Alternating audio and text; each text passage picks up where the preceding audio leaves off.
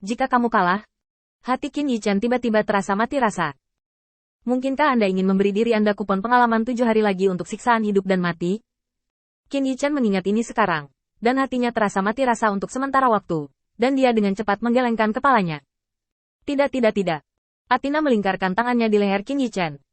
Kamu bisa setuju hari ini jika kamu mau, tetapi jika kamu tidak ingin setuju, kamu bisa setuju dengan lehermu. Kamu bisa memilih. Merasakan kekuatan arogan ini di lehernya, Qin Yichen merasakan ketidakberartiannya sekali lagi. Di depan Athena, tidak ada ruang untuk perlawanan. Itu, Athena, biarkan aku pergi dulu. Ada ruang untuk negosiasi tentang masalah ini. Jika kamu berusaha lebih keras, aku akan mati. Bagaimana kamu bisa bertaruh denganku? Athena dengan enggan melepaskan tangannya dan menatap Qin Yichen dengan hati-hati, karena takut dia akan melarikan diri sekarang. Qin Yichen menggosok lehernya. Tenang saja, hati-hati kamu tidak akan bisa menikah di masa depan. Qin Yichen berpura-pura santai dan melihat sekeliling. Yah, jika kamu dikenali, aku akan melakukan apa yang kamu katakan. Tentu saja, jika kamu tidak dikenali, biarkan aku memikirkannya. Kamu akan menjadi anak buku selama sebulan dan melakukan pekerjaanku sebagai anak buku. Qin Yichen sangat sabar dengan ide balas dendam. Jika ini digantikan oleh Ares, Dewa Perang, Qin Yichen tidak akan bisa membuat mulut singa besar. Apa yang akan dia lakukan dengan air cuci kaki, mengenali leluhurnya dan kembali ke leluhurnya. Bagaimanapun, mereka adalah saudara yang baik, dan mereka tidak akan bunuh diri. Tetapi Athena berbeda. Orang ini menyiksa orang, sangat kejam. Ini juga merupakan langkah kejam untuk melukai musuh 1000 dan kehilangan 800. Athena mendengarkan. Ketika dia melihat Qin Yichen pergi, wajahnya langsung dipenuhi kekecewaan. Itu dia. Semangat Qin Yichen langsung tegang. Lalu apa yang kamu inginkan? Athena menjilat bibirnya, dan mata itu menatap Qin Yichen dengan buruk. Apakah kamu ingin anak buku ini tidur di tempat tidur? Engah. Qin Yichen tercengang. Mulut Athena hanya membunuh orang tanpa membayarnya. Qin Yichen berpikir sejenak, suaranya bergetar, dan rasa takut yang tak dapat dijelaskan menghantam hatinya. Menurutmu harus atau tidak? Saat senyum Qin Yichen menjadi semakin kaku, hatinya tidak berdaya. Bagaimana dia bisa memiliki ingatan yang begitu pendek, namun berani memikirkan Athena? Siapa yang berani membalas dendam? Qin Yichen ketakutan untuk sementara waktu, menoleh dengan cepat, melihat ke kejauhan dengan acuh tak acuh, dan kemudian menggelengkan kepalanya. Kamu bisa melakukan apapun yang kamu mau, aku tidak peduli. Qin Yichen menyerah secara langsung. Kehidupan kecilnya tidak cukup untuk Athena, jadi lebih baik untuk mempertahankannya. Setelah ragu-ragu sebentar, Qin Yichen memilih untuk melewatkan topik ini. Itu dia, kamu ikuti aku untuk menanyakan informasinya dulu. Pertahanan terhadap 12 dewa utama harus ditujukan pada pertahanan para atasan. Bagi kami, kamu tidak perlu terlalu memperhatikan. Bahkan jika sesuatu terlihat, jangan khawatir. Lagi pula, beritanya tidak bisa keluar. Setelah mengucapkan kata-kata ini, Qin Yichen tiba-tiba membuat gerakan mencemooh, dan kemudian dia menyiapkan koper kecilnya dan berjalan keluar. Siapa kamu? Mengapa kamu di sini? Dengan raungan rendah, 2 orang percaya muncul di depan Qin Yichen, hanya melirik gaun Qin Yichen, dan kewaspadaan di mata mereka jauh lebih sedikit.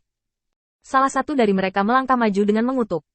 Sudah berapa kali saya mengatakannya? Saya katakan kepada Anda para sarjana untuk tidak berkeliaran. Ada begitu banyak tempat di bidang bintang ini. Tidak cukup untuk Anda lihat seumur hidup. Jika Anda harus mendapatkan tempat terlarang ini, bagaimana jika kamu kehilangan nyawamu? Qin Yichen memiliki kesombongan ilmiah di wajahnya. Kamu bilang kamu bisa melihat-lihat di bidang bintang ini. Mengapa kamu masih mencantumkan tempat terlarang? Bukankah ini gatal? Lagi pula, menjelajahi yang tidak diketahui adalah takdir kita para ulama. Jika saya membuat biografi isi buku ini dan menghilangkan rasa ingin tahu mereka, saya bisa membuat mereka tidak lagi penasaran dengan masalah ini. Qin Yichen mengucapkan kata-kata ini dengan cara yang benar, dan dia tidak merasa bersalah sama sekali ketika dia ditangkap sebagai pencuri. Bahkan di hadapan orang-orang percaya yang tampak jauh lebih kuat dari diri mereka sendiri, mereka tidak takut sama sekali, dan apa yang mereka katakan dibenarkan, meskipun itu bengkok. Qin Yichen tahu ini di dalam hatinya, dan ini adalah kekeliruan. Omong kosong apa? Di mana ada cara bagi orang untuk mengetahui dan menghentikan orang lain untuk menjelajah? Selalu ada orang yang sangat terobsesi, dan Anda harus melihatnya dengan mata kepala sendiri. Tapi ini adalah alasan untuk menjadi seorang sarjana, paranoid dan keras kepala, yang sangat cocok dengan identitas yang dimainkan oleh Qin Yichen. Kedua orang percaya itu juga mengalami sakit kepala. Karena kuil kebijaksanaan, di antara semua orang di sini, status ulama sangat tinggi, bahkan jika mereka tidak memiliki kekuatan. Orang-orang percaya ini harus memiliki alasan dan bukti yang cukup untuk membunuhnya.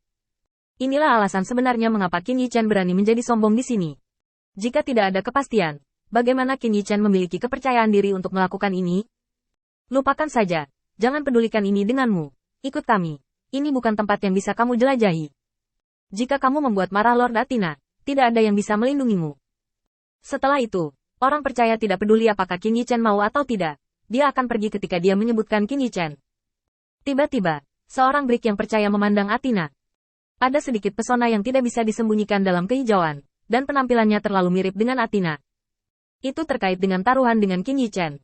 Meskipun Athena mengganti pakaiannya, dia tidak mengubah wajahnya. Jadi, melihat ini, orang percaya itu sedikit terkejut. Dia dengan cepat menarik rekannya dan menunjuk ke Athena di bawah. Keduanya berbisik. Melihat ini, Athena dengan bangga mengangkat kepalanya dan menatap Qin Yichan. Sepertinya dia sudah memenangkan pertaruhan. Qin Yichan menatap Athena. Di mata diam-diam keduanya, mereka bahkan tidak perlu berkomunikasi. Mereka semua tahu apa yang ingin mereka katakan. Kamu kalah. Bagaimana mungkin? Perhatikan baik-baik. Oh, kamu masih ingin mati. Apa yang kamu sebut perjuangan sekarat? Lebih baik jika kamu tidak berjuang. Bagaimana mungkin Athena yang sangat dingin berpura-pura menjadi anak buku dan begitu rendah hati di bawah orang lain? Selain itu, dalam hal kekuatan orang-orang percaya ini, sulit untuk melihat melalui penyamaran Qin Yichan dan melihat kekuatannya yang sebenarnya. Bahkan jika mereka melihatnya, mereka tidak akan meragukan identitas Athena. Lagi pula, dia hanyalah dewa liar, dan ingin Athena di tingkat 12 dewa utama membantunya menutupi kebenaran masalah ini. Bagaimana ini mungkin? Ini adalah mimpi orang bodoh. Qin Yichan dapat dikatakan sebagai pemenang, dan dia tidak khawatir sama sekali. Pada saat ini, kedua orang percaya itu akhirnya menyelesaikan diskusi mereka, dan salah satu dari mereka berjalan ke Athena dan melihat ke atas dan ke bawah. Athena mengangkat sudut mulutnya dengan bangga, dan ketika dia akan berbicara, orang percaya adalah yang pertama berbicara.